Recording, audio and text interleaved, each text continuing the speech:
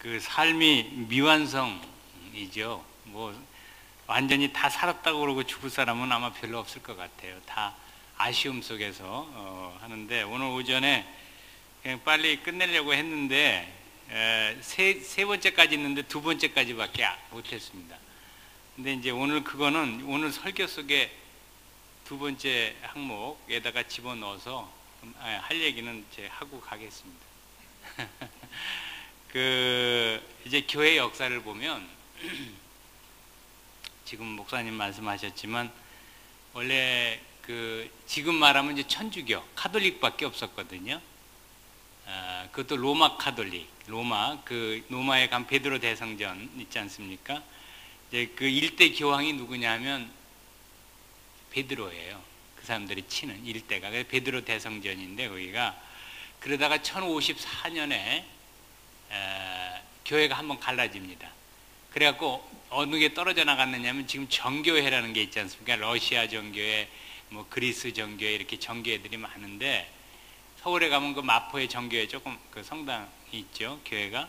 그리고 여러분 모스크바 가면은 붉은 광장 거기에 아름다운 교회들 있잖아요. 그게 이제 정교회인데, 그렇게 이제 1054년에 그들이 이제 떨어져 나갔는데, 그건 왜 그랬느냐 하면, 우리가 이제 삼위일체라는 게 참 어려운 게 있어요. 성부, 성자, 성령이 같은 하나다, 셋이지만 그런데 그 중에서 그 셋 중에서 이제 성령이 어디서부터 나오는가, 성부로부터 나오는가 아니면 성부와 성자로부터 나오는가, 이제 그 논쟁을 하다가 교회가 갈라졌어요. 그래서 성령이 성부와 그리고 성자로부터 나온다는 게 로마 카톨릭이고, 그렇지 않은 게 이제 그 정교회들. 그래서 정교회들은 여러분 혹시 예배 참석하실지 모르지만 거기는 더 길고 수영 기르고 찬송식으로 다 얘기를 하고, 또 뭐 이렇게 많은 이런 그림들을 그리고 성화를 그리고 이제 그러는데, 그리고 또 한 번 이제 로마 카톨릭이 내려오다가 이제 1517년에 이제 루터가 바로 엊그제 10월 31일 당시에 이제 면죄부를 팔았거든요. 성당을 지으려고. 그랬더니 이제 이 사람이 그걸 반박하는 99개 조항을 비텐베르크 거기 문에다가 붙였어요. 그래가지고 이제 종교개혁이 시작이 됩니다. 그래서 개신교가, 우리 지금 하는 장로교, 감리교, 뭐 성결교 이런 개신교가 이제 다시 한번 또 분리를 하게 됐습니다. 근데 이제 그때 루터가 제일 먼저 했고, 그 다음에 칼빈이라는 사람이 있고, 지금 장로교, 그 다음에 이제 당시에 무슨 찌빙글리라든지 뭐 많은 사람들이 있었는데, 특별히 이제 이 오늘날 우리들의 말하면 장로교는 칼빈이고, 그럼 이제 감리교, 성결교는 어디 신학적인 근거가 있는가? 그건 웨슬리라는 사람이 있어요. 존 웨슬리. 옛날에는 요한 웨슬리라고 그러는데 요즘에는 그냥 영어식으로 존 웨슬리라고 그러죠. 한국에서 그렇게 제대로 쓰자고 그렇게 해서. 왜냐하면 존이라는 게 여러분 여기 오셔서 영어권 아시지만 마태는 매튜고, 그 다음에 마가는 마크고, 그 다음에 이 요한이 존이잖아요. 그래서 이제 요한 웨슬레라고 했는데, 원래 영국 사람이니까 존 웨슬레. 근데 이제 제일 신학적 체계가 잘 이루어진 것이 칼빈입니다. 조직, 요즘 말하면 교리적인 걸 잘 썼어요. 기독교 강요라는 건데, 그거는 하나님과 그리스도와 성령과 교회, 요 네 개를 이제 잘 썼거든요. 그래서 제일 체계적으로 쓴 사람이 칼빈이고, 루터는 그런 많이 썼는데 이런 책은 없어요. 그래서 설교도 하고 강연도 하고 뭐 하는 거 썼는데, 그 중에서 이제 사람들이 체계화를 시킵니다. 그 다음에 이제 웨슬리가 있는데, 웨슬리는 그보다 이제 훨씬 후에 1738년에 이제 영국에서 그 회심을 하게 돼요.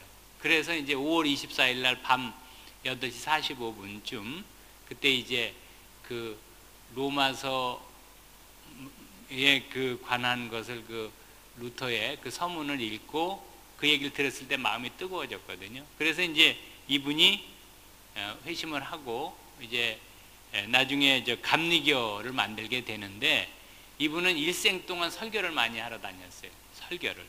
학교에서 가르친 게 아니라. 그래서 그분은 많은 설교가 있습니다. 그 다음에 일기, 뭐 편지 이런 것이 있는데, 그래서 조직 신학적인 체계적인 것은 칼빈만 썼고, 루터는 많은 글을 썼지만 그런 체계적인 책이 없고, 웨슬리도 없고. 그러나 웨슬리 물론 그것 속에서 이제 체계를 세울 수는 있어요. 그러나 이렇게 딱. 그런데 그래서 이제 강점이 뭐냐면, 존 칼빈 기독교 강의를 하면은 신학적으로 체계화될 수 있는 그런 실력이 붙습니다. 근데 이제 목사님은 그 당시에 교회 국가 기독교 강요 맨 4권 마지막 20장 거기 나오는 거 가지고 하라고 그러고, 또 한 분한테 칼빈 하라고 그러고 이렇게 했는데 공부를 아주 잘했고, 또 오늘날 여러분 아시다시피 이만한 공부와 여러 가지를 겸비한 분을 목사님으로 모시기가 전 세계적으로 한국인으로서 쉽지가 않아요. 여기 앞에 계시다고 하는 얘기가 아니라, 그러니까 여러분 축복으로 아셔야 됩니다. 예, 그래서 이제 여러 가지 면에 있어서 아주 훌륭한 분을 여러분들이, 그리고 어떤 의미에서는 목사님만큼 교회는 목사님만큼 수준밖에 안 되는 거예요. 지도자만큼. 그게 지도자가 그래 중요한 거예요.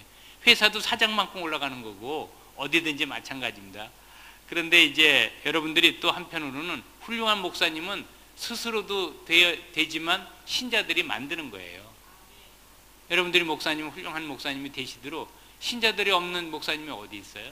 그러니까 목사님이 훌륭하신 줄 알고, 또 완벽한 인간은 없어요. 다 부족하지. 옛날 그 사자성어 중에 뿌리 있는 것은 이가 없다 그런 말이 있어요. 각자 무치란 말이 있거든요. 여러분 산 좋고 물 좋은 곳이 이렇게 많지 않은데 그 정자까지 좋은 데는 별로 없습니다. 그죠?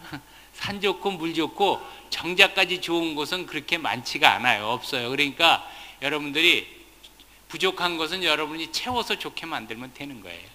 아까 말한 것처럼, 그러니까 좋은 플러스적인 거를 봐야지, 이 결점만 찾으려고 하면 여러분 결점 없는 게 어디 있어요? 세상에 빛과 그림자가 같이 있고 항상 응달이 있으면 양달이 있으면 응달이 있고, 그렇지 이걸 완벽한 분은 없어요. 그러니까 한 가지라도 좋은 점이 있으면 그게 좋다고.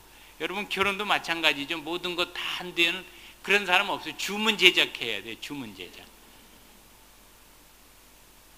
여러분 주문 제작은 인간이 안 됩니다.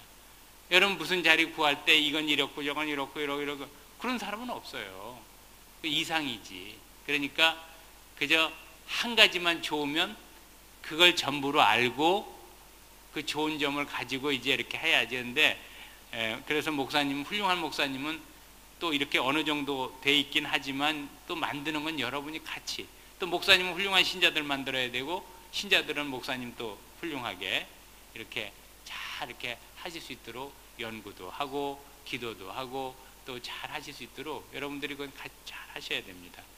그러니까 여러분 다시 한번 말씀드리지만, 아니 여기 계시다고 또 여기 앞에 있으니까 이런 기회는 되는데 그렇다고 하는 얘기만은 아니다 그런 얘기죠. 그리고 제가 벌써 대학 강의는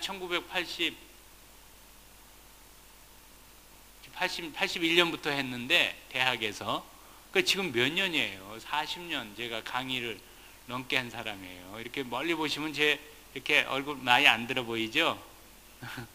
근데 좀 나이 들었어요.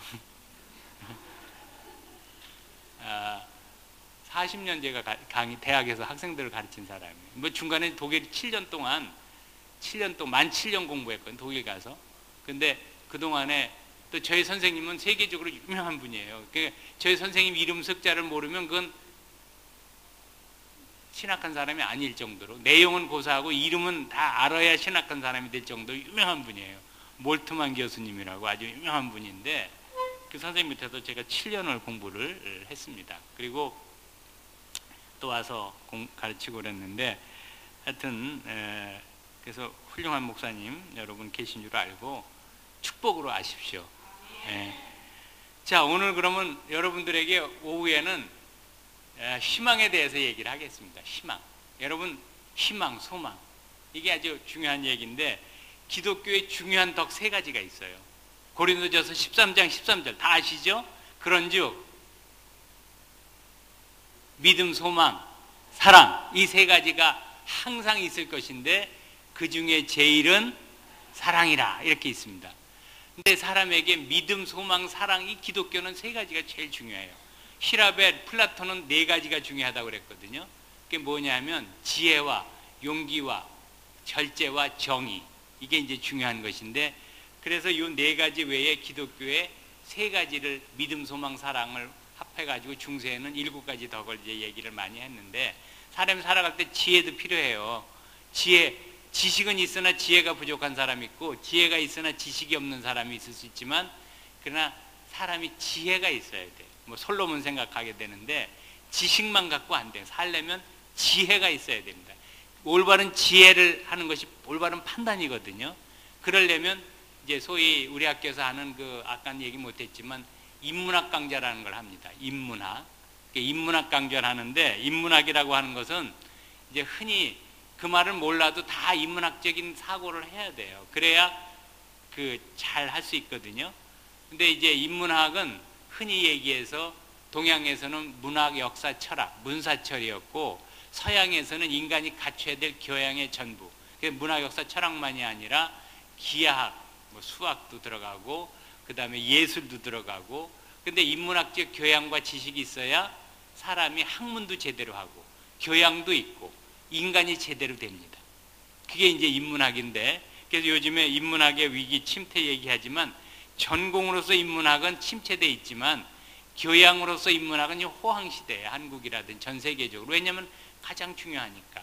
그러니까 이제 전공으로서 인문학은 문학, 역사, 철학인데, 문학, 역사, 철학 계통의 공부를 하면 졸업 후에 취직이 어렵고, 취직 때도 월급이 작아요. 예를 들면 의학이나 법학을 해서 변호사가 되든지 의사가 되면은 최소한 1,000만 원 뭐 이렇게 받는데, 여기는 얼마를 받습니까? 이건 4분의 1도 못 받거든요. 잘못하면. 그러니까 이제 그래 과들도 이름도 바꾸고, 그게 침체지. 그러나 교양으로서 인문학은 지금 얼마나 많은 사람들이 그 관심을 갖고 합니까? 한국에서 100만 부, 200만 부 팔린 책이 있어요. 정의란 무엇인가라는 책인데, 하버드 대학 교수. 그러니까 그리고 서울대학교 최고 지도자 인문학 과정. 그게 아주 들어가기 참 힘든 과정이에요. 요즘에 각계 뭐 명사들, 국회의장부터 시작을 해서 여기도 모셔서 얘기했다는데, 김영호, 또 뭐 장관, 국회의원, 회장 뭐. 근데 저는 이제 1기에 갔었어요. 요즘에 지금 7기인가요? 지금 뭐 이렇게 됐는데, 그래서 이제 그게 중요하죠. 서양에서도. 그리고 훌륭한 사람은 이걸 다 갖춰요. 여러분 주머니에 핸드폰 갖고 계세요? 저도 있어요. 저도 있는데, 이게 무슨 결과예요? 이게 인문학적 상상력의, 창조적 상상력의 결과입니다. 제가 결혼했을 때 그 1980년에 했는데, 그때 제 집사람이 그러더라고요. 앞으로는 무전기처럼 이런 전화 나올지도 모른다 그러더라고요. 그러냐 그랬더니 진짜로 이렇게 나와. 근데 이게 상상력의 결과인데, 왜냐하면 어느 날 인간이 전화기 만든 것보다 상상력이고, 그 다음에 이걸 여러분 전화기는 이렇게 돌렸잖아요. 그러다가 이렇게 눌렀습니다. 번호를. 그러다가 이제 스칩니다. 이렇게. 그렇죠? 이게 스티브 잡스의 상상력, 인문학적 상상력에서 나온 거예요. 그러면 이 사람 얼마 전에 60도 못 살고 죽었는데, 그러면 이 사람은 대학교 1학년밖에 안 다녔지만 이 동양의 서예 글씨를 보고 글자체, 그 맥킨토시가 아주 글자가 예쁘고 애플, 그런데 그리고 이것도 다 이게 인문학적 상상력, 창조적 상상력이에요. 그러니까 문명의 이기는 다 창조적 상상력입니다. 지금 얘기가 이제 희망해서 여기 했는데, 하여튼 이게 도움이 되실 테니까 얘기를 좀 하죠. 그러면 오늘날 이 집을 지으려면 터를 넓게 닦아야 되잖아요. 요것만한 터에다가 무슨 건물 짓겠어요? 이 건물을 지으려면 넓은 터가 우선 있어야 되는데, 이 터에 마련하는 게 인문학이에요. 쉽게 얘기하면. 그래서 목사님들한테도 왜 목사님들이 인문학이 필요하냐? 인문학이 있어야 여러분 성경을 읽으려면, 한글 성경을 읽으려면 뭐부터 공부해야 돼요? 한글 성경. 한글, 영어 성경, 영어.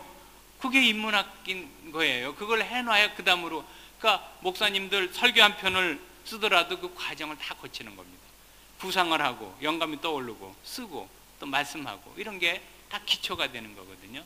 그러면 이제 간단하게 얘기하면, 동양에서는 이제 문학, 역사, 철학, 문사철이라고 해서 이게 기본으로 그러니까 동양에서 쉽게 얘기하면 인문이라는 것은 사람이 되도록 교육하는 거거든요.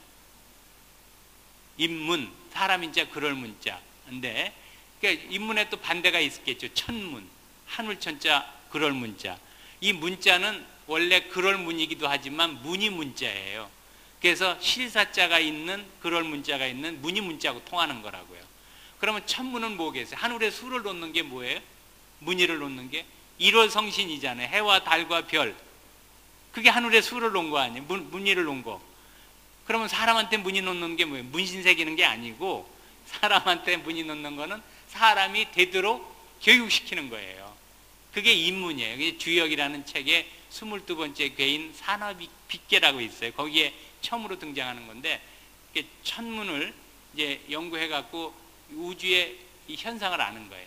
옛날에 뭐 이게 비가 오고 그런 거 다 이런 우주의 그 역할 아니에요. 그래서 가뭄이 된다, 비가 온다 그러면 그걸 통해서 뭘 깨달아요? 아, 인간이 뭔가 잘못했나 보다 이런 것도 깨닫고, 또 추나 추동을 보면서 여러분들 인생의 봄, 여름, 가을, 겨울도 생각하고 인생의 의미도 생각하고 우주의 원리 생각하고, 그 다음에 사람은 교육을 통하여, 인문을 통하여, 그 문자가 다른 말로 하면 문화라는 뜻이 또 통하는데, 문화는 쉽게 얘기하면 사람의 손이 가면 문화라고 그럽니다.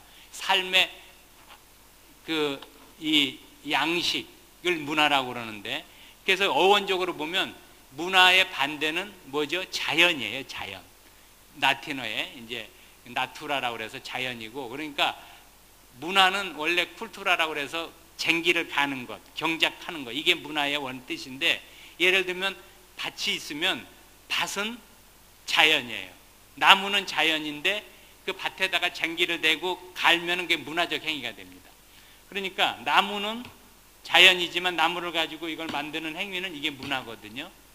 그래서 이제 문화는 사람의 손이 가면 다 문화가 되는데, 쉽게 얘기해서 사회학에서는 패턴 오브 라이프, 그 다음에 이게 삶의 형태예요.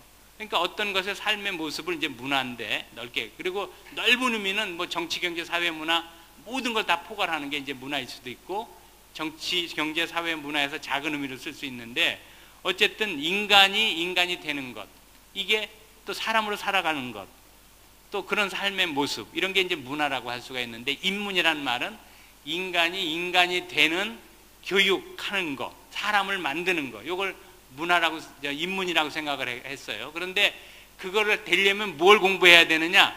최소한 문화, 역사, 철학계 공부는 해야 된다고 생각을 한 거예요. 그럼 왜 세 가지를 공부해야 되느냐? 문학은 창조적 상상력을 키워줍니다. 여러분, 시를 쓰려면 상상력이 있어요. 영감이 있어야 되지 않습니까? 소설, 뭐 시곡, 이런 건 다 상상력에 의해서 나오는 결과물이에요. 그러니까 그런 걸 읽음으로 해서 인간이 상상력을 키울 수 있어요.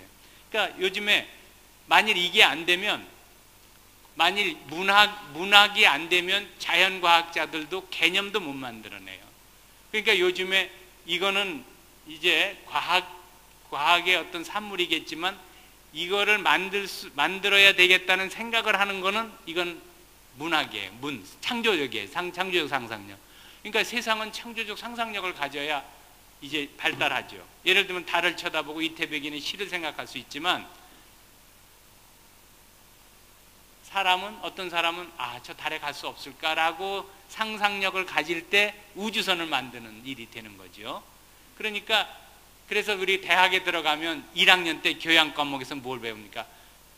국어에 해당되는 거 배워요. 요즘 뭐 명칭은 어떻게 됐든 간에 글쓰기든 말하기든 뭐 국어 배우고, 그 다음에 역사, 문화사든 국사든 뭐 여러 가지 역사 이해든, 그 다음에 또 하나가 철학의 이해, 뭐 철학사, 철학개론, 뭐 이런 걸 배웁니다.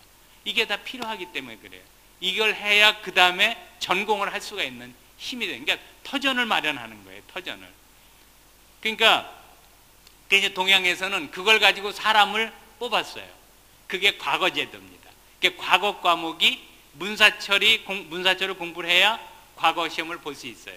뭐 마음심자에 대해 쓰시오 해도 그거 하나가 다 이 과정을 거쳐야 쓸 수가 있는 거예요. 그래서 이제 선비들의 전공 필수라고 할 수 있어요. 이 인문학이. 그럼 이제 교양 필수가 있어요. 그게 선비들은 옛날부터 문학, 역사, 철학, 이 문학 같은 뭐예요? 시경이라든지 이런 거 다 공부해야 되지 않습니까? 역사는 자치통감, 뭐 이런 거. 감이 동양에서는 역사라고 생각했어요. 감. 거울 감자인데 역사는 교훈이다 그러지 않습니까? 그러니까 문학, 역사. 그래서 역사는 올바른 판단력을 키워주는 거예요. 역사는. 그러니까 여러분 역사 공부 뭐 옛날 얘기, 무슨 세종대왕 얘기, 무슨 얘기 읽을 때 흥미로 읽을 수도 있지만 그러나 원래는 그걸 통해서 인간이 교훈을 받고 판단력을 키워주는 거예요. 이렇게 하면 사람답게 사는 거다. 이렇게 하면 올바로 사는 거다. 이렇게 나쁘게 살면 망하는 거다. 역사 속에서 이런 사람은 결국 일시적으로 자기 이익의 극대화를 가져오도록 남도 속이고 뭐하고 이렇게 하지만 결국 그 마지막은 파멸이다. 이런 얘기를 배울 수 있는 거예요. 그러니까 세종대왕처럼 백성을 생각하면 훌륭한 왕이 되고 연산군처럼 그렇게 폭군이 되면은 이거는 역사 속에서 폭군으로 망하는 길로 가고 자기도 죽고 나라도 망하고 이렇게 된다. 이런 것을 이제 배우는 거죠.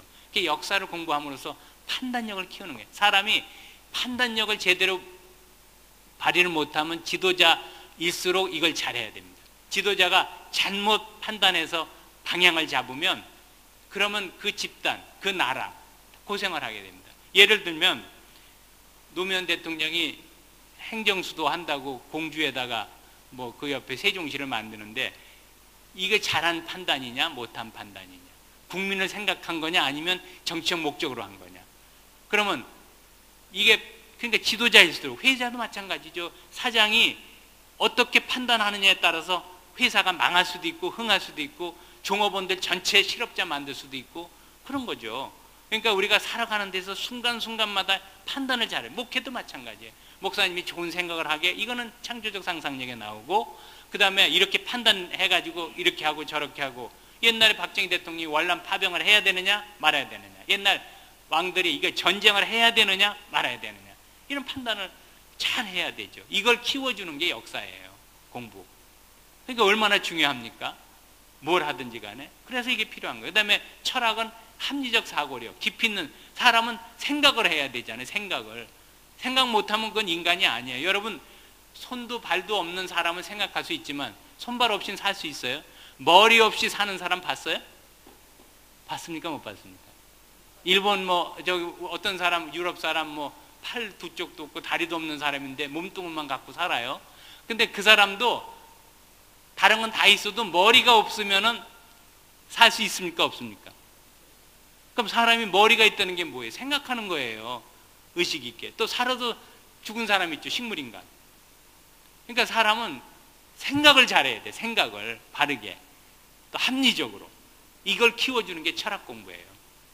그래서 이런 정도는 해야 옛날 과거에 급제를 해가지고 이 사람이 지도자로서 국민을 위해서 일을 할 수 있다. 그러니까 인문학은 옛날에 선비들의 전공 필수였습니다. 근데 사람이 하나로만 살지 못해요. 좌뇌와 우뇌가 있죠. 좌뇌는 논리적인 거, 이런 걸 생각하는 거고, 우뇌는 감성적인 거예요. 근데 저는 이거 잘 헷갈려가지고 오른쪽 왼쪽, 그래서 제가 가만히 들여다보니까 외우면 돼요. 좌논 우감, 그러면 되더라고요. 좌쪽에는 논리적인 거, 우쪽에는 우뇌는 감성적인 거. 그러니까 여러분이 감성적인 건 다 우뇌 작용입니다. 우뇌 작용. 그런데 그러니까 이 우뇌에 해당되는 걸 또 선비들은 갖춰야 돼. 그래야 조화된 인간이 됩니다. 그게 뭐냐 하면 시서화예요. 시를 쓰고 글씨를 쓰고 그림을 그리고, 그래야 균형 잡힌 인간이 되는 거예요. 이게 이제 옛날에, 그러니까 지금은 시는 시인들만 쓰지만 옛날에 선비는 다 써야 되고 쓰지 못하면 출세를 못하는 거예요. 작품 내용이 좋으냐 나쁘냐 하는 건 두 번째고. 그러니까 이제 그래서 인문학이 그래 필요한 겁니다. 그래서 서양에서는 이제 이게 문사철이라는 문화역사 철학만 하는 게 아니라 이게 대표적인 거다 그 말이죠. 그래서 인간이 공부하는 이런 것을 최소한 공부를 해야 사람으로서 되는 거죠. 그래서 서양에서는 원래 이제 이 인간이 갖춰야 될 교양의 전부인데, 원래는 이게 이제 여러분 휴메니티스라고 그럽니다. 인문학을. 이게 라틴의 후마니타스에서 나왔어요. 이게 무슨 말이냐면 수사, 말하는 거, 웅변술이에요. 그러나 말하는 게 그것만이 아니라 말을 잘하려면 기술만 갖고 됩니까? 내용이 있어야 되고, 그랬듯이 이걸 중핵으로 해가지고 인간이 갖춰야 될 교양의 전부를 인문학이라고 생각했어요.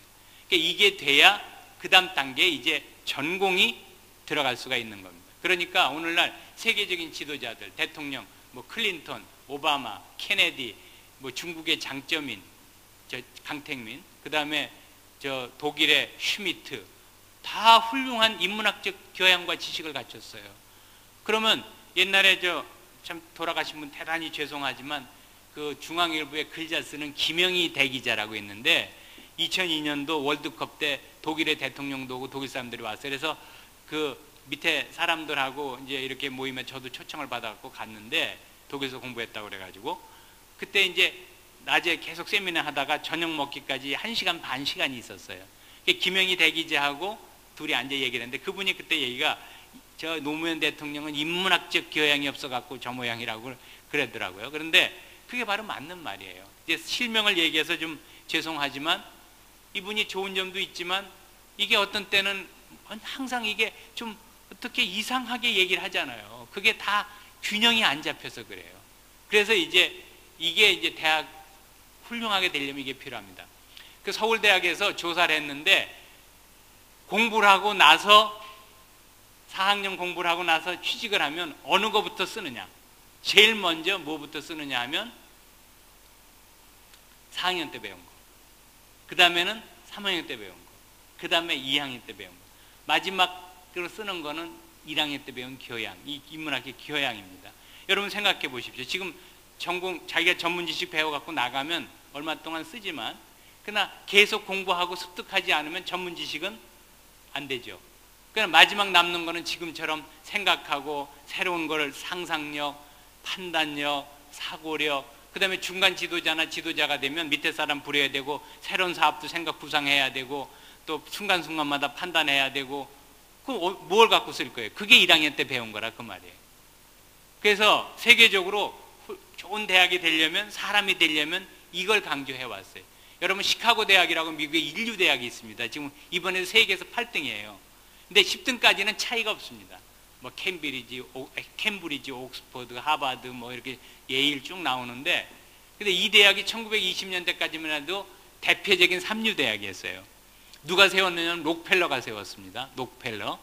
근데 그러면 이 대학이 왜 인류가 됐느냐? 총장 잘 만나서 1929년에 로버트 허친스라고 하는 총장이 제5대 총장으로 와서 이 사람이 인문학을 강조한 거예요. 책 100권 읽기 운동부터 시작했어요. 그랬더니 학생들 이거 안 읽으면 졸업 안 시킨다. 학생들 불만이 뭐 하루를 찔렸어요.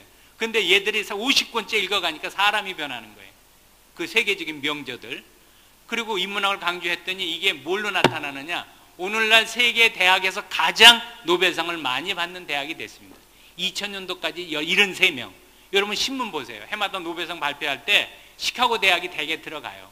안 들어갈 때도 있지만 그러니까 제일 많이 받는데 이게 바로 기본을 잘 갖추어서 그렇습니다. 그래서 서울신학대학에서 새로 제가 되면서 옛날에는 구상을 해서 인문학 강좌 전교생을 놓고 합니다. 지금 아주 유명한 분들 다 뭐 이어령 씨, 뭐 이번 엊그제는 저 오던 날은 금요일 날은 유홍준이 왔었는데 유홍준 씨. 그래서 그렇게 해서 아주 전국의 화제거리가 되고 조선일보 일면, 중앙일보, 동아일보 전면 뭐 일면 광고를 막 했더니 우리 학교 브랜드가 됐어요. 그래서 서울신학대학 하면 인문학 강좌 잘하는 학교. 이게 이제 제가 목표한 소기의 목적을 달성했거든요. 1년 만에. 그래가지고 근데 이제 어디 가면은 서울신학대학은 몰라요. 여러분은 성결교니까 아시지만 한국신학대학만 알아요. 여러분 불교하면 머릿속에 뭐만 떠올라요? 조계종만 떠올라요. 조계종. 태고종, 천태종 뭐 다 있습니다. 30개도 넘어요. 한국에. 근데 우리는 불교하면 조계종만, 조계사만 생각하잖아요. 그것처럼 신학대학 하면 한국신학대학만 생각해요. 사람들이. 옛날 데모 많이 하고 신문에 많이 오르내니까. 지난번에 어디를 갔더니 서울대학교 교수 오랫동안 저 20년에 사귄 사람인데 순간적으로 딱 착각을 했어요. 아, 오늘 한국신학대학 총장님 오셨다고. 그래서 이제 1년 만에 한국신학대학, 지금 한신대학도 있는 게 아니라 서울신학대학도 있다. 이제 그걸 보여주고 그래서 우리 학교 지금 인문학 강좌를 하는데 이게 전부는 아니에요. 이걸 하면서 동시에 이제 전공에 관한 훌륭한 이런 사역자들 키우고 또 저희 학교가 지금 신학과만 있는 게 아니에요. 그거는 일부분이에요. 뭐 여러분 빙산의 일각이라고 그래 제가. 빙산은 7분의 1 내지 12분의 1만 위에 떠 있습니다. 밑에는 더 큰 게 있죠. 그것처럼 우리는 신학과만 있는 게 신학과는 9분의 1 내지 12분의 1이에요. 주간이 이제 9개 과가 있고 야간이 3과가 있어서 동일한 게 12개 과나 마찬가지인데, 그래서 고등학교 선생들 오면은 제가 우리 학교는 빙산일가 명실상부, 명실상부는 명과 이름과 실제가 똑같은 게 명실상부인데 우리는 명보다는 실이 더 크다. 왜냐하면 신학과만 있는 게 아니라 더 많은 게 있다. 그래서 강소국이라는 게 있어요. 스위스라든지 싱가포르 뭐 이런데, 우리는 작지만 4,000명도 밖에 안 되거든요. 강소대학을 만들자, 뭐 이런 얘기를 하는 건데, 그래서 1년 동안 여러분들이 튼튼히 하려면 인문학 이걸 끊임없이, 여러분 경영에 있어서 어제 우리 이숙진 장로님도 논어 말씀하시던데, 그게 여러분 그럼 논어 경영, 그런 이제 최고로 올라가면 이제 거기서 만나는 거예요, 사람이. 서양에서는 성경과 그리스 로마 신화는 이해해야 서양의 사상과 문학을 이해합니다. 동양에서도 노자 도덕경, 논어 뭐 이런 걸 알아야 우리들의 사고방식을 이해할 수 있어요. 그래야 선교도 할 수 있어요. 그래서 학생들에게 제가 이거는 필수다, 필수. 한 손에는 성경을, 한 손에는 논어를 들고 공부를 해야 오늘의 한국 사회에 한국인들의 선교를, 전도를 할 수 있다. 왜냐하면 논어 한 줄을 안 읽어도 논어식으로 생각하고, 여러분 대할 때 다 최근에 유교가 500년 동안 600년 동안 우리를 지배했기 때문에 그 식으로 사람 대하고 다 그렇게 살아가는 거예요, 생각을. 여기 뭐 이 장로님들, 권사님, 집사님 아까 노래 찬양 참 잘하셨는데 칭찬을 못 해드려가지고 좀 기다리셨을 텐데 제가 지금 합니다. 근데 하여튼 그러니까 여러분들이 이걸 튼튼하게 해야 돼, 이거를 끊임없이. 그래서 이제 우리가 합니다. 지금 뭐 무슨 희망을 갖고 계세요? 지금 빨리 끝나기를 바라나요? 끝낼까요? 이제 오늘 할 얘기는 다 했는데 많은 강연. 그래서 이게 이제 훌륭한 사람이 되고 훌륭한 학문, 그래서 제가 붙인 게 있어요. 학문과 교양과 인성의 기초로서 인문학이다. 그렇게 이제 붙여가지고 지금 한국 사회에 아주 화제거리가 되어 있습니다. 그래서 이번에 목회와 신학 10월호에도 이제 인문학과 뭐 목회 그래가지고 제가 권도 이제 대담하고 인터뷰를 해서 한 면에 제 사진도 나고 그랬는데, 그래서 이제 그것을 지금 하는데, 여러분들 그러니까 사람이 희망이 있어야 돼요. 희망이. 여러분 그 집의 희망은 무엇이 희망입니까? 자녀를 보면 압니다. 또 여러분 마음에 희망이 있어야 살 수가 있는 거예요. 여러분 이 시간 그러면 오늘 결론은 뭐냐면 희망의 원천은 그리스도다 이거예요. 사람은 못 믿을 때가 많아요. 아까 먼저 주고 먼저 믿어주라 이렇게 얘기했는데, 믿어주란 말은 안 하고 먼저 주란 얘기 제가 했는데, 여러분 뭐 그래야 되겠죠. 먼저 믿어야 또 믿음을 가지만, 그냥 사람은 이게 믿을 수가 없는 사람이 많고 배신도 하고 그러지 않습니까? 근데 짐승은, 개는 안 그래요. 개는 개만큼 신뢰가 있어요. 이상도 아니에요. 근데 사람은 개보다 나은데 개만 못한 사람이 있어요. 여러분 집에 개 키우세요? 강아지? 그러면 거기는 정직합니다. 자기를 좋아하는 것만큼 좋아해요. 개는 꼬리도 정말 더 좋아하는 사람은 더 흔들고, 적게 손하는 사람은 그냥 인사성으로 몇 번 흔들다 말고 그러죠. 정말 그럽니다. 근데 사람은 안 그래요. 사람 믿을 수가 없는 사람이 많아요. 그러니까 이 얘기는 무슨 얘기냐면, 우리가 희망에, 사람한테 희망을 두면 절망하거나 실망할 때가 많아요. 그러니까 신자들은 어디다 희망을 둬야 되느냐? 예수 그리스도에게 희망을 둬야 된다고 말해요. 그러니까 오늘 그게 핵심이에요. 그러니까 이게 오늘 얘기를 하고자 하는 건데, 그래야 살 수 있고 그래야 잘 믿는 거고, 만일에 사람 보고 교회 나오면 교회 안 나올 날도 있을 수 있어요. 물론 근데 안 나오지 마세요. 계속 나오는데, 그러니까 사람을 보고 믿으면 신앙생활을 하면 정말 교회를 떠날 때도 있다니까요. 김기호신 선생이라고 유명한 분이 있었어요. 그분이 있는데 일본에 선교교회를 다니다가 학교 다니면서 교회에서 목사님 내쫓았어요. 그걸 보고 그날부터 교회를 안 나가고 무교회주의자가 됐습니다. 우찌무라 간조 다니면서. 근데 이분은 아주 훌륭한 분이에요. 근데 이제 44년에 돌아가셨는데, 양정고등학교에 있을 때 송기정 선수 키웠어요. 일본에서 이제 그 베를린 올림픽에 나갈 사람을 뽑는데 일본 가서 이제 일본하고 그때 조선에 있는 사람하고 다 우리나라 합해가지고 뽑았는데 일본 선수를 일본에 가가지고 그 대회할 때 자전거 타고 앞에 달리면서 뒤에 하면서 기정아 빨리 달려 이래가지고 1등을 만들어가지고 결국 베를린 올림픽에서 1936년인가요? 1등을 했잖아요. 그때 2시간 29분 이게 세계 신기록입니다. 요즘은 2시간 뭐 4분대, 5분대 뭐 여기까지 내려오는데 그래갖고 송기정 선수를 키우고 또 윤석중 선생 그 여러분 얘들아 나와라 달 따라가자 기차 끼려고 막살이 그거 진 사람 윤석중 또 그 다음에 유다령 선생님 이런 분들을 다 그분이 키운 거예요. 그러다가 44년에 흥남 질소 비료 공장 가서 사람들 도와주다 발진부스 걸린 환자들한테 막 도와주다 전염병을 맞고 죽었거든요. 이런 사람이 왜 교회를 떠났냐면 목사님 신자들 이렇게 하는 거 보고 떠났어요. 그런데 그때도 예수님을 바라봤다면 안 떠나죠. 박정희 대통령이 어릴 때 교회 다녔어요. 시골에서. 그랬는데 나중에 회고하기를 교인들이 뭐 싸우는 거 보고 자기 실망해서 그래서 교회 안 나갔다고 그런 얘기 했어요. 그러니까 여러분들이 앞으로 우리가 희망을 갖고 뭐 사람 간에 믿어야 되죠. 그러나 궁극적으로 우리가 예수는 예수 그리스도를 믿고 그를 바라보고 믿어야 된다. 이게 오늘의 말씀의 핵심입니다. 그런데 이제 그러면 이제 왜 믿어야 되는가? 믿으면 어떻게 되는가? 이제 그 얘기를 좀 하고 제가 이제 설교를 마치겠는데 여러분 희망이 없으면 살 의욕도 없는 거예요. 여러분 은퇴하셔가지고 바로 돌아가시는 분들 좀 있어요. 그거는 마음을 놓고 마음에 희망이 없어서 그런 거거든요.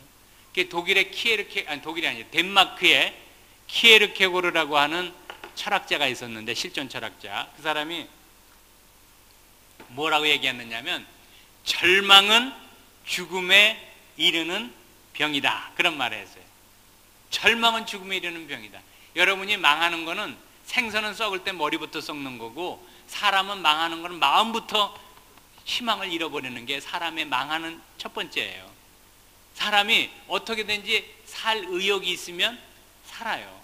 유명한 여러분 그 죽음의 수용소에서라는 책이 있거든요. 죽음의 수용소. 빅터 프랭클. 꼭 한번 읽어보세요. 근데 이건 뭐냐면 2차 대전 나치 때 유태인으로서 아우슈비츠에 끌려갔어요. 거기서는 하루라도 더 살려면 무슨 조각을 이런 조각에 이걸 내서 이걸 긁어야 돼요. 왜냐하면 조금이라도 건강해 보여야 노동력이 있어야 하루라도 더 살리고 이러는데 이 사람이 유명한 사람이에요. 여러분 그 서양의 그 심리학, 그 정신분석, 정신의학에 누가 있느냐면 프로이드가 있어요. 그런 건 will to pleasure. 인간을 쾌락의 의지를 얘기했어요. 그의 제자 아들러는 will to power. 권력에 대한. 그러니까 인간은 쾌락을 추구하는 존재다고 그걸 생각해서 이제 전부 그걸 가지고 풀었거든요.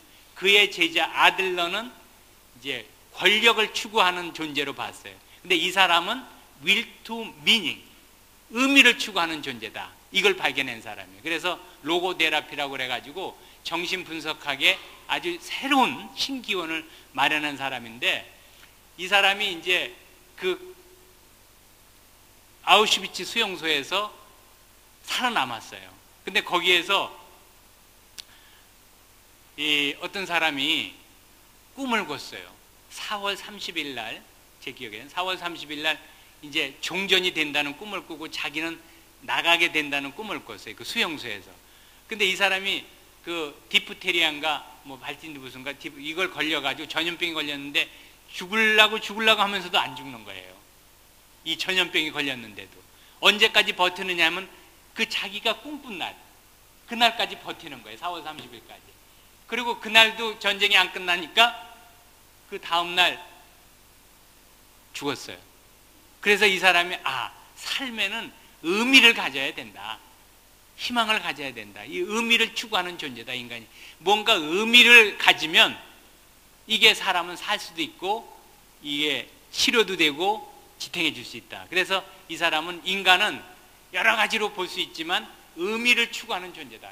그러니까 프로이드는 쾌락의 의지를 얘기했고 아들러는 will to power, 이 권력에 대한 의지. 사람이 권력을 추구하면서 살아가잖아요. 여러분 선거 때 보름 동안 잠 3시간 4시간밖에 앉아도 안 쓰러져요. 후보 나와가지고. 지난번에 이틀 3일씩 안 자고 72시간씩 그 누구죠? 제주도 사람 여자 나와서 서울시장 그 누구 나왔었잖아요. 예? 강금실. 72시간 안 자고 버티고 이번에도 왜냐하면 만나면 표니까 악수 한 번 하면 이게 표로 오르는 거니까 잠을 잘 수가 없는 거예요. 그 사람들이. 그래도 안 쓰러져요. 선거 때는. 왜냐하면 의미가 있고 뭔가 이게 정신이 딱 되니까 그 다음에는 이제 선거 끝나면 뭐 병도 나고 쓰러지고 하겠죠. 그런데 그러니까 사람은 여러분 이게 잠재력을 다 발휘 못하고 사는 거거든요. 사람이 안 되는 일이 급하면 된다고요. 뒤에서 개가 쫓으면 담도 뛰어넘을 수 있어요. 이 도랑도 보통 때는 안 되는데 위급하면은 넘어가는 거예요. 그게 인간의 잠재력이. 그게 잠재력을 다 못 쓰고 사는 거예요, 인간이. 그러니까 여러분들에게 무슨 잠재력이 있는지, 무슨 탤런트를 하나님이 주셨는지 그걸 잘 개발하면 에디슨도 되고 다 되는 겁니다. 근데 그래서 이제 이게 희망이 그래 중요한 겁니다. 희망이. 그러니까 오늘 가신 분들은 이 얘기를 들어야 되는데. 근데 그러면 이제 이렇게 인간은 희망을 가져야 돼. 예를 들면 클린턴 대통령이 20살, 19살 때 어딜 갔느냐? 백악관에 초청을 받아갔어요. 왜 초청받았느냐 하면 전국에서 공부 잘하는 고등학교 3학년 학생들을 대통령이 초청하는 프로그램이 있었어요. 그러니까 클린턴이 의붓아버지 밑에서 자라도 머리가 좋고 공부를 잘했거든요. 그래서 수정뱅이 의붓아버지한테 맨날 발길을 채웠어요. 그래도 열심히 공부를 해가지고 거기 가서 딴 거 하려고 그랬는데 그때 케네디 대통령하고 악수하는 순간에 나 이런 대통령 돼야 되겠다는 꿈을 갖게 됐어요. 그래서 그 꿈이 26년 만에 대통령이 된 거예요. 46살에. 여러분 미국 대통령 중에서 머리 지적 능력이 뛰어난 사람이 누구냐면 토마스 제퍼슨이라는 3대 대통령이 있어요. 그 사람 위에 가장 뛰어난 사람이 누구냐면 클린턴이라고 그래요. 머리 좋고 열심히 공부하고 책 많이 읽고. 근데 제일 모자른 사람은 부시 같은 사람이거든요. 근데 얼마나 클린턴이 열심히 했느냐면 로즈 장학금이라고 유명한 장학금이 있어요. 그걸 옥스퍼드 대학에 2년간 유학을 했습니다. 근데 거기 갔을 때 2년 동안에 책을 몇 권 읽었냐면 300권을 읽었어요. 여기 젊은 사람 잘 들어. 300권을 읽었다고. 여러분 300권 읽으려면 일주일에 몇 권 읽어야 돼요? 1년에 150권이고 1년에 52주니까 대강 3권을 읽어야 돼요. 1년 가야 3권 안 읽는 학생들도 많아요. 제대로. 근데 300권을 읽었어. 그 대통령 할 때도 휴가 갈 때 책을 이만큼씩 갖고 가는 거예요. 클린턴. 그러니까 삼선 제도가 있다면 클린턴 3번째 또 됐다는 거예요. 그 당시에 미국의 호황이었잖아요. 지금 어려워졌는데. 그러니까 그 사람이 물론 공부 열심히 해서 미국이 다 좋아진 건 아니지만 또 때를 잘 만났기도 했지만 그러니까 이 사람이 왜 대통령이 됐느냐? 그 한순간 케네디 악수하는 순간에 나는 이런 대통령이 돼야 되겠다.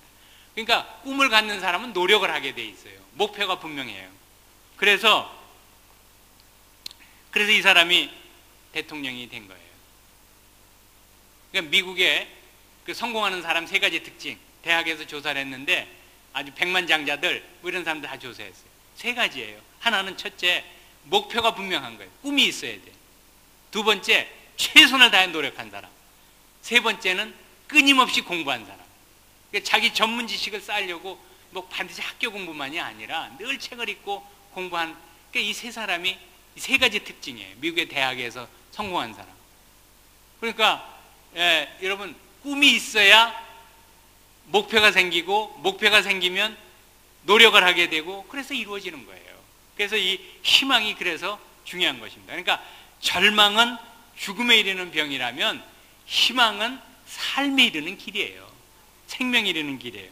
이것을 이제 증명한 분이 있어요. 누가 있느냐면 여러분 찬송가 지금은 9장인데 김정준이라는 분이 목사님이 작사하시고 여기 9장, 그 다음에 곽상수 선생님, 곽상수 선생님이 작곡하신 9장 찬송이 있는데, 이걸 작사하신 분, 목사님이, 이분이 희망을 가져서 살아났어요. 어떻게? 이 찬송가 보면 하늘에 가득 찬 영광의 하나님, 온 땅에 충만한 존귀하신 하나님, 생명과 빛으로 지혜와 권능으로 언제나 우리를 지키시는 하나님, 성부와 성자와 성령 구원의 하나님, 여긴 또 삼위 하나님이라고 고쳤던데요. 우리 예배를 받아주시옵소서. 이분이 1946년 6월 15일 날 이제 쓰러지셨는데, 제가 얘기하고 하는 얘기는, 첫째가 기독교적 희망은 무슨 희망이냐 하면, 이거는 믿음 안에서의 희망이다. 이게 기독교의 희망입니다. 그래서 여러분, 확실한 희망은 어디서 생기느냐면 확신에서 생기는 거예요. 믿음에서. 여러분, 거기에 대한 확실한 믿음이 없는데 어떻게 그걸 희망을 할 수가 있어요? 그러니까 우리의 신앙은 믿음에서 오는 희망입니다. 예를 들면 히브리서 11장에 보면, 믿음의 장에 보면, 믿음은 바라는 것들의 실상이요 보지 못하는 것들의 증거니 선진들이 이로써 증거를 얻었느니라, 이렇게 나와잖아요. 이것처럼 믿음은 어디서 나오느냐면, 이게 소망은 확실한 믿음에서 나오는 거예요. 그러니까 기독교의 희망은 믿음 안에서 희망입니다. 여러분이 진정한 희망을 가지려면 확실한 신앙을 가져야, 믿음을 가져야 희망을 가질 수가 있습니다. 그럼 이 얘기를 1946년 6월 15일 날 32살의 목사님이 설교하다가 쓰러지셨습니다. 그리고 이번이 입원한 곳이 어디냐면 마산에 있는 국립요양소였습니다. 여러분, 마산의 국립요양소 어떤 환자가 갔습니까? 장로님? 네? 그렇죠. 폐결핵 환자가 갔어요, 옛날에. 그리고 이분을 입원시킨 곳이 어디냐면, 어디냐면 6급 환자병실이에요. 6급 환자병실. 그러니까 6급 환자병실이 별명이 있는데 일명 공동묘지병실이에요. 왜냐하면 거기다가 가는 곳은 퇴원하는, 집으로 가는 게 아니라 공동묘지로 가는 제일 심한 사람들이 그 안에 들어가 있으니까. 그런데 목사님은 이런 얘기를 듣게 됐어요. 의사들이, 저 김 목사님은 석 달은 못 넘길 거다. 여러분, 아무리 목사님이지만, 석 달 안에 나 죽으면 천당 간다, 좋다, 그러겠어요? 집에는 애들 둘이 있고 사모님이 있고 교인이 있고 32살.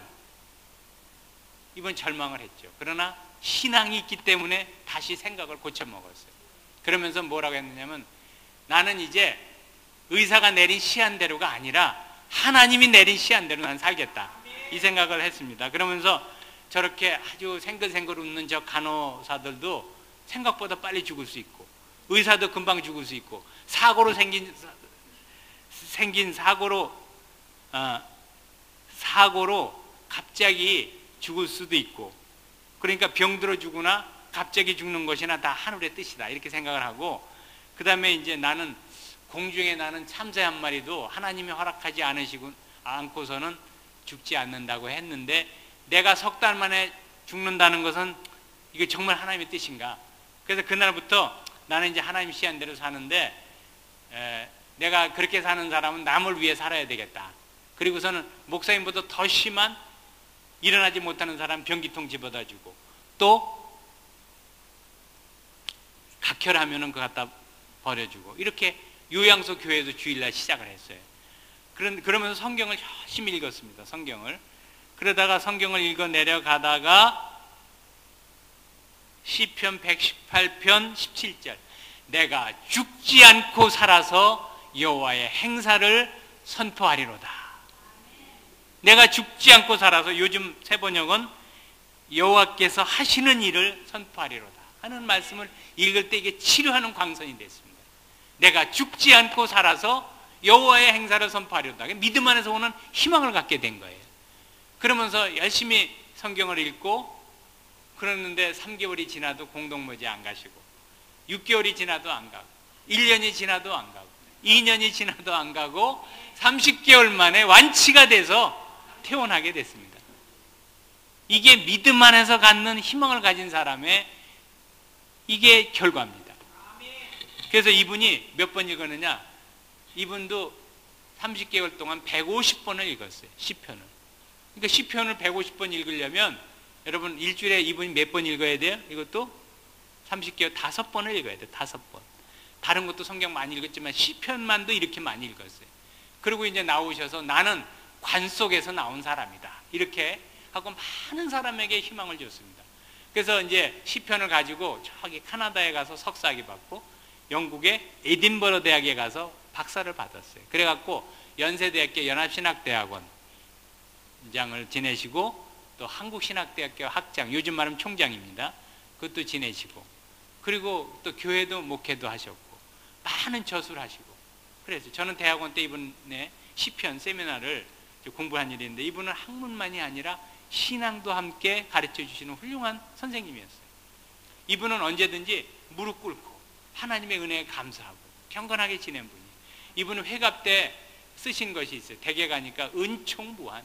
나는 하나님의 은총이 무한하게 이렇게 살아있다.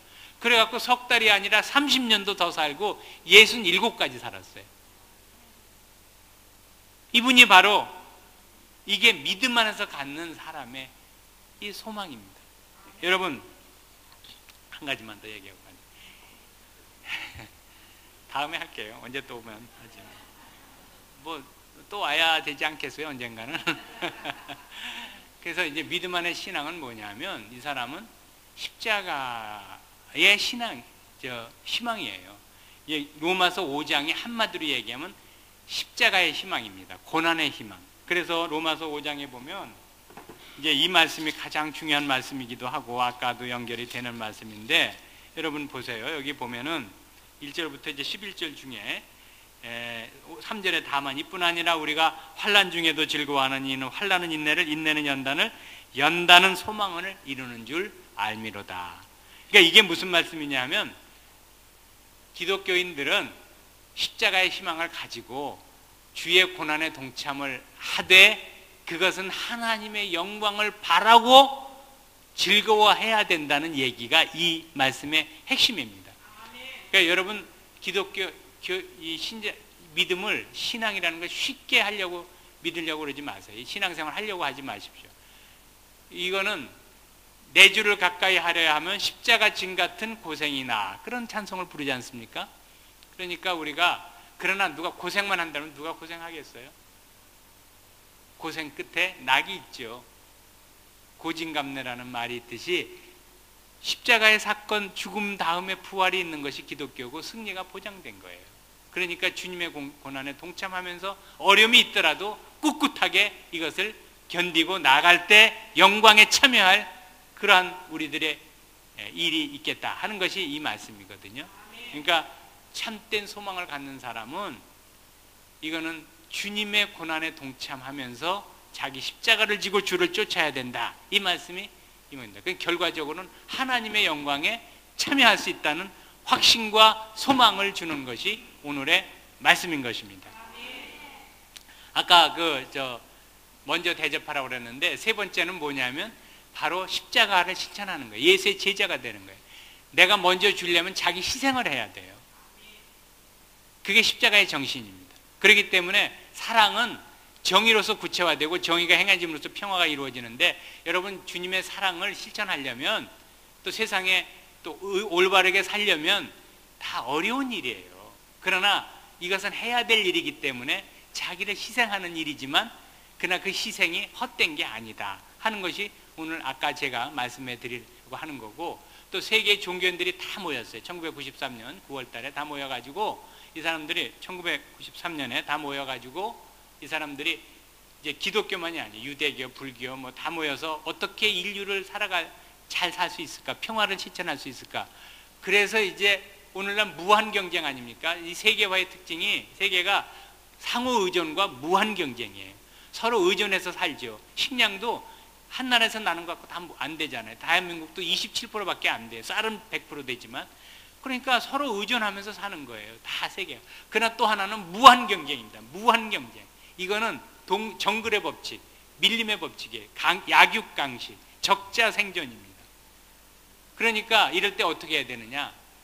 이게 이렇게 나가다간 세계가 안 된다. 그래 종교인들이 모여서 이 지혜의 말씀을 발견하고 이 원칙하에서 살아야 살자 그렇게 이제 얘기를 했는데 그래서 이제 찾은 말씀이 아까 마태복음 7장 12절이에요. 황금률이에요. 거기에서 인간의 생명, 인권, 평등 뭐 이런 것들을 이제 해서 요즘 한국에 가면 고등학교 윤리교과서에 세계윤리라는 것이 들어가 있는데 바로 이 말씀을 중심해서 나온 선언문이거든요. 그래서 아까 세계 평화를 위한 원리가 되는 것이 황금률이다. 그 얘기를 이제 하려고 했는데 아까 시간이 부족해서 못한 건데, 그러니까 여러분 그걸 하려도 먼저 대접을 하려면 자기 희생을 정신이 있어야 돼요. 그게 십자가 정신이고 예수의 제자의 정신입니다. 그래서 이제 그렇게 하고 마지막은 우리는 하나님의 나라를 기다리면서 그러면서 우리가 살아가는 겁니다. 그러니까 이제 소개해드리고 싶은 시가 하나 있었는데 김선중이 앞에다 붙여놓은 건데 김선중이 방 앞에 누가 썼는지는 알 수 없어. 이런 말입니다. 부주의한 말 한마디가 싸움의 불씨가 되고 잔인한 말 한마디가 삶을 파괴합니다. 쓰디쓴 말 한마디가 증오의 씨를 뿌리고 무례한 말 한마디가 사랑의 불을 끕니다. 은혜스러운 말 한마디가 길을 평탄케 하고 즐거운 말 한마디가 하루를 빛나게 합니다. 때에 맞는 말 한마디가 긴장을 풀어주고 사랑의 말 한마디가 축복을 줍니다. 여러분 결국 인간관계를 잘 하려면 먼저 줘야 되지만 먼저 말부터 우선 사람에게 상처 안 주는 말로 먼저 베풀어야 돼요. 그래야 이제 말부터 시작을 하거든요. 인간관계라는 게. 그리고 또 자기가 먼저 베풀려고 할 때 그래서 먼저 그것도 상대방의 입장에 서서 자기 위주가 아니라 이렇게 해야 이게 곧 자기를 희생하려는 십자가 정신이 없으면 안 되거든요. 이게 예수의 제자의 길이기도 하고, 그래서 여러분 희망을 가지면 살 용기가 나고 용기를 가진 사람은 결국 자기 목표를 이루어가게 됩니다. 그래서 이게, 그리고 기독교인들은 희망의 근거가 누구냐? 그리스도입니다. 예수님을 바라보십시오. 여러분 비가 오더라도 그 뒤에 구름 뒤에는 뭐가 있어요? 빛나는 태양이 있어요.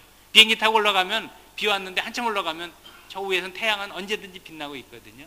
그러니까 우리의 먹구름이 끼었을지라도 그 뒤에 그리스도가 계신 것을 잊어버리지 말아야 됩니다.